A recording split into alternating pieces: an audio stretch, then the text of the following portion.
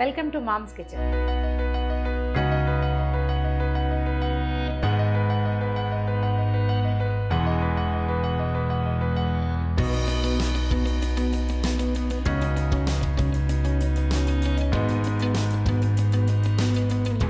చాలా ముక్కలు కనిపిస్తున్నాయి కదా, సొరకాయ, తర్వాత ఏమో చిలకడ దుంప, గుమ్మడికాయ ముక్కలు, ములక్కాడలు, వంకాయ ముక్కలు, టమాటాలు, కరివేపాకు, ఈ మొత్తం కలిపి ముక్కల పులుసు చేసుకుందామండి. పెళ్ళిళ్ళల్లో బాగా కనపడుతూ ఉంటుంది. భోజనాల్లో ముక్కల పులుసు వడ్డిస్తారు. మా ఇళ్లలో రెగ్యులర్గా ముక్కల పులుసే ఉంటుంది. పప్పు వేసి చేసే పులుసు అప్పుడప్పుడు, తర్వాత సాంబార్ ఎప్పుడైనా. ముక్కల పులుసు వెరీ ఫ్రీక్వెంట్గా 2-3 రకాల ముక్కలు ఉన్నా చాలు. వంకాయ, టమాటా, బీరకాయ, బెండకాయ ఉన్నాయనుకోండి, వంకాయ, టమాటా, బెండకాయ ఉన్నా ముక్కల పులుసు చేసుకోవచ్చు. ఏవి లేకపోతే వడియాలు వేసైనా పులుసు చేసేసుకోవచ్చు. పల్చటి పదార్థం ఉంటే అన్నం తింటాం, హాయిగా ఉంటుంది. ఈ శీతాకాలం మరీ బాగుంటుంది, వర్షాలు వస్తున్నాయి కదా. సో సింపుల్ అండ్ ఈజీగా చేద్దాము. ముందు ఒక మంచి గిన్నె, మనం ఏ గిన్నెతో పదార్థం చేయదలుచుకున్నామో అదొకటి పెట్టుకోండి స్టవ్ మీద. దీంట్లో ఒక 2 స్పూన్లు నూనె వేసి, గిన్నె పొడిగా ఉండాలండి, నేను ఆ మాట చెప్పలేదనుకునేరు. పొడి గిన్నెలో తాలింపు వేసేస్తాం, ముక్కలు అందులోకి షిఫ్ట్ చేస్తాం. పైన తాలింపు కాదు, తాలింపులోనే ముక్కలు వేయటం. ఇవి అప్పుడేమవుతుందంటే ఈ మసాలా వాసన, మనం ఏ వేసేమో దినుసులు, వాటి వాసన పడుతుంది. ఆ గింజలన్నీ బాగా ఉడుకుతాయి. పులుసుకి రుచి ఏంటంటే ఇందులో వేసిన మెంతులు, మినపప్పు, ఆవాలు పులుసుతో పాటు ఉడికితే కనుక ఒక డిఫరెంట్ వాసన వస్తుంది. పై తాలింపుల వల్ల రుచి రాదు, జస్ట్ వాసనే వస్తుంది. అండ్ వాటి తాలూకు హెర్బ్ తాలూకు, అంటే మనం ఏ పదార్థాన్ని వేస్తున్నామో దాని బెనిఫిట్ని మనం పూర్తిగా పొందలేం. అది పొందాలి అంటే మొదట వేయాలి.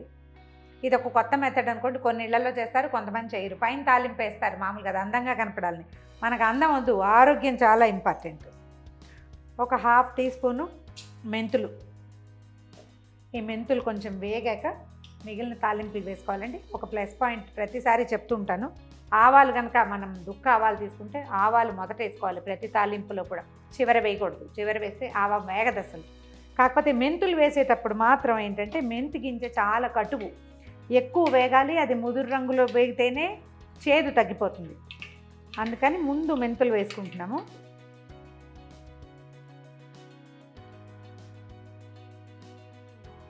మెంతులు కాస్త ముదరనివ్వండి. ఆ ముదిరిన మెంతులు పులుసులో ఉడికిపోతే భలే రుచిగా ఉంటాయి. పారేక్కర్లా, తినేయచ్చు. మెంతులు వేగినాయి. ఒక 1/2 టీ స్పూన్ ఆవాలు మెంతులు కూడా చిటపట్లాడాక అదే 1/2 టీ స్పూన్ మినపప్పు,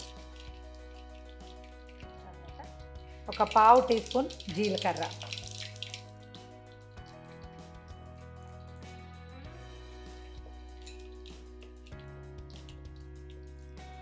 ఇప్పుడు మనకి మెంతులు ముదురు వేపులో కనపడతాయండి, కనపడినివ్వండి, ఏం పర్వాలేదు. ఎండుమిర్చి చేద్దాం.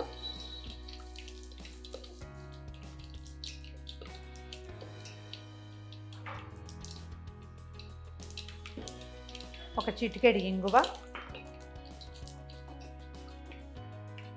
తర్వాత ఓ చిటికె పసుపు వేసాక ఈ కరివేపాకు దూసి కడిగి శుభ్రంగా ఉంచుకోండి దాన్ని. ఇప్పుడు ఈ ముక్కలన్నిటినీ వేసేద్దాం. వంకాయ ముక్కలు, బెండకాయలు కూడా వేసుకోవచ్చండి, బాగుంటుంది.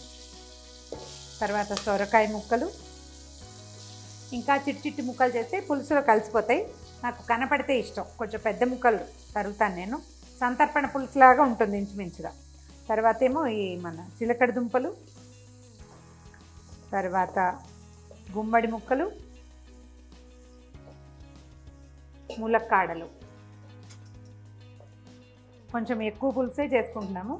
మనము 2 లేదా 3 ఉంటే ఇందులో సగం కంటే తక్కువ చేసుకున్నా సరిపోతుంది. ఒక్కసారి ముక్కలు పైకి కిందకి కదిపేద్దాం.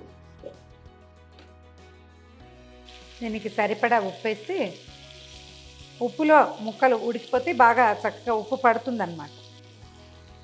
ఉప్పు వేసి చింతపండు నానబెట్టుకోవాలి. ఇప్పుడు ఈ నేను చేస్తున్న సైజు పులుసుకి ఇంచుమించుగా ఒక 40 గ్రాముల చింతపండు. ఇప్పటిదాకా ఎప్పుడు కొలతలు చెప్పలేదండి, ఫస్ట్ టైమే చెప్తున్నాను. 40 గ్రామ్స్ పడుతుంది.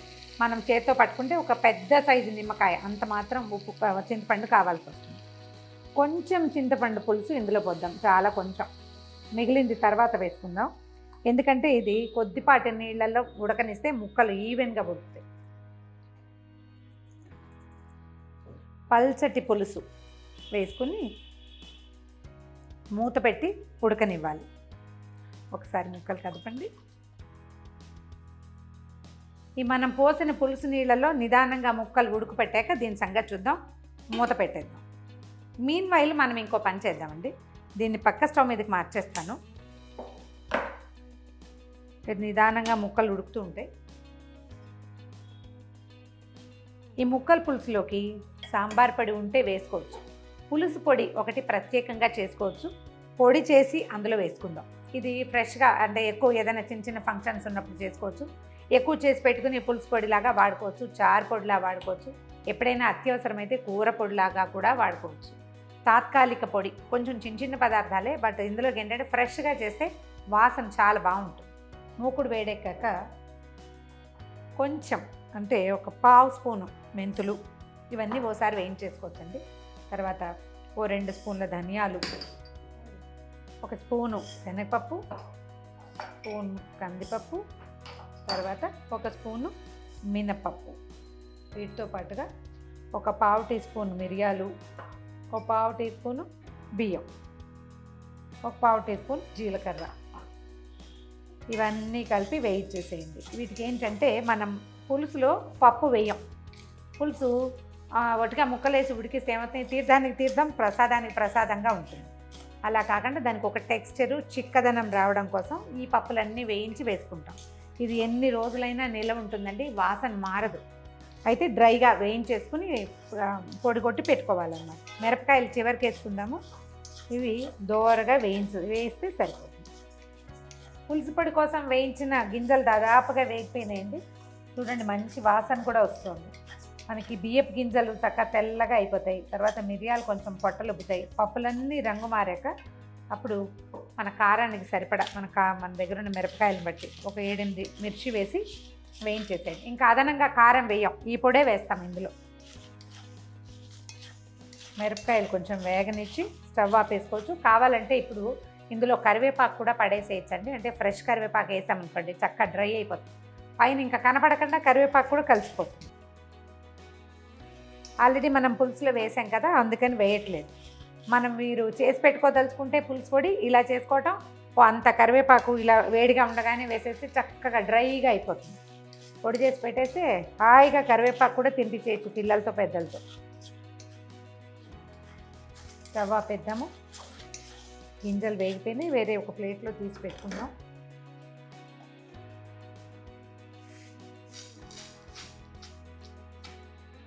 చల్లార్చి మెత్తగా పొడి చేసి పెట్టుకుంటే ఇది పులుసు పొడిగా వాడేసుకోవచ్చు. మళ్ళీ మన పులుసు గిన్నెని ఈ హై ఫ్లేమ్ నుంచి మీడియం ఫ్లేమ్లోకి మార్చేద్దాం. ముక్కలన్నీ నిదానంగా చక్కగా ఈవెన్గా ఉడకాలన్నమాట. ఎలా ఉందో చూద్దాం ఒకసారి. ఇదిగో ముక్కలు ఉడుకు పట్టేసినాయి. పూర్తిగా ఉడుకుతూ ఉండగా మనం మిగిలిన పులుసు కూడా పోసేసేసి ఇంకొక నిమిషం ఆగి చేద్దాం. మంచి వాసన వస్తుందండి. స్టవ్ కొంచెం హైలో పెడదాం. ముక్కలు దాదాపుగా ఉడికిపోయినాయి. మిగిలిన చింతపండు పులుసు పోసేద్దాం ఇందులో.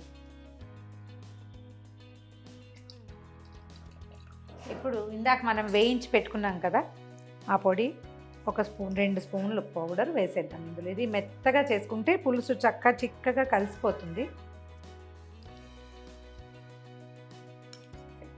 ముక్కల పులుసుకి తప్పకుండా తీ పులుసు అంటారు. చాలామంది బాగా తీగా చేస్తారు. మనం కొంచెం తీగా చేద్దాం, ఎక్కువ వద్దు. ఒక చిన్న బెల్లం గడ్డ ఇందులో వేయండి. హాయిగా దీన్ని కొత్తలాడుతూ ఉడకనివ్వండి. అంటే కాగాలి పులుసు. ఆ పులుసు వాసన ఊరంతా వచ్చాక అప్పుడు ఆపచ్చు. ఒక 10 నిమిషాల పాటు తెరలనిస్తే పులుసు రెడీ అయిపోతుంది. పులుసులో ముక్కల్ని గరిటె పెట్టి కదపాల్సిన తిప్పాల్సిన అవసరం లేదు. కలిపామనుకోండి ముక్కలన్నీ మెత్తగా చితికిపోతాయి. ఇప్పుడు మనం ఎలాగో పులుసులోనే వేసాం. కూరలో వేపుళ్ళల్లో అయితే మూకుడు కదుపుకోవాలి. ఇందులో అసలు మళ్ళీ గరిటె పెట్టాల్సిన పని లేదు. చివరికి దీని టెక్స్చర్ ఎలా ఉందో చూడడానికి మాత్రమే గరిటె పెడతాం. మన పులుసు బాగా తెరులుతోందండి, మంచి వాసన వస్తుంది. ఇందులో ముక్కలు బాగా ఉడికినట్టు కనపడుతున్నాయి. ఇలాంటి చిక్కదనం వస్తుంది. ఏగోండి,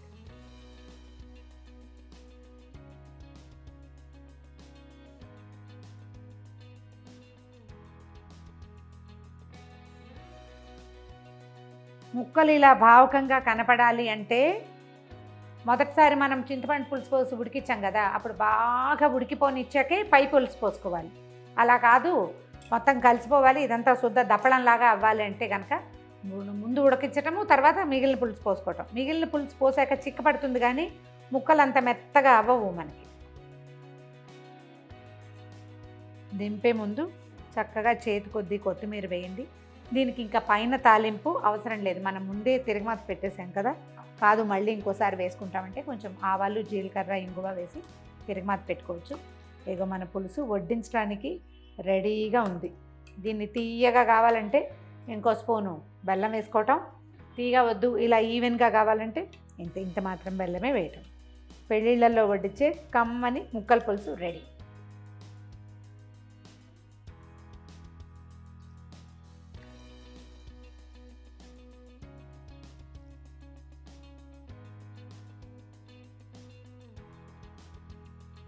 మన ముక్కల పులుసు రెడీ అయిందండి.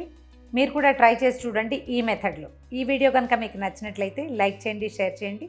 మరిన్ని ఇంట్రెస్టింగ్ వీడియోస్ కోసం సుమన్ టీవీ మామ్స్ కిచెన్ని సబ్స్క్రైబ్ చేసుకోండి.